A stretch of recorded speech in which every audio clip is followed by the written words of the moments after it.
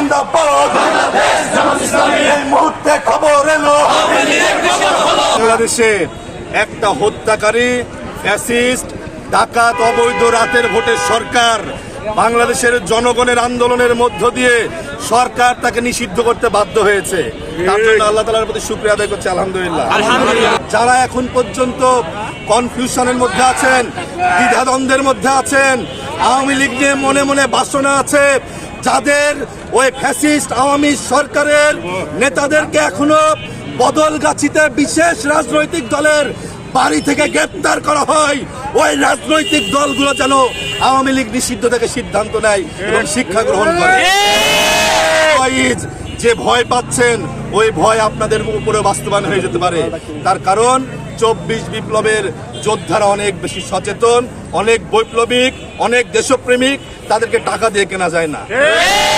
তারা এই স্লোগান তুলেছিল ক্ষমতা না জনতা, তারা জনতার পক্ষে রায় দিয়েছে।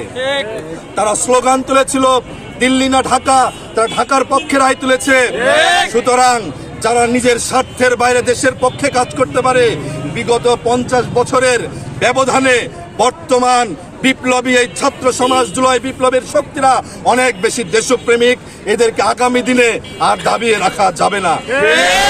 আমরা সমবেত হয়েছিলাম আওয়ামী লীগকে নিষিদ্ধের দাবি নিয়ে। এই দাবি ছিল বাংলাদেশের প্রত্যেকটা জনগণের দাবি, এই ছিল শহীদ পরিবারের দাবি, এই ছিল জেনজি জেনারেশন ছাত্র জনতার দাবি। আমরা দেখেছি প্রায় 10টি মাস পার হয়ে গেছে, কিন্তু আওয়ামী লীগকে এখনো নিষিদ্ধ করা হয় নাই। আজকে একটি সুসংবাদ এসেছে, আওয়ামী লীগের কার্যক্রম নিষিদ্ধ করা হয়েছে, কিন্তু দল হিসেবে আওয়ামী লীগকে নিষিদ্ধ করা হয় নাই।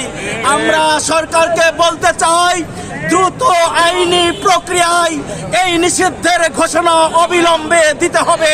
রাজশাহীবাসীর এটা প্রাণের দাবি, রাজশাহীবাসীর নয়, সারা বাংলাদেশের তৌহিদি জনতার দাবি। এই বাংলাদেশে আওয়ামী লীগের রাজনীতি আর চলবে না।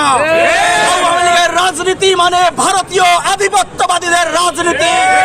ভারতীয় আধিপত্যদের রাজনীতি এদেশের বাঙালিরা মেনে কখনো নিবে না ইনশাআল্লাহ।